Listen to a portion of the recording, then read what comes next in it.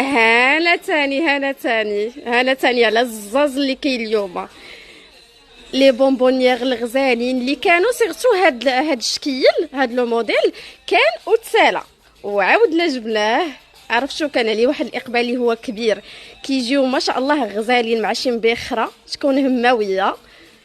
شوفوا لي كيفاش كيجيو رائعين، يا سلام.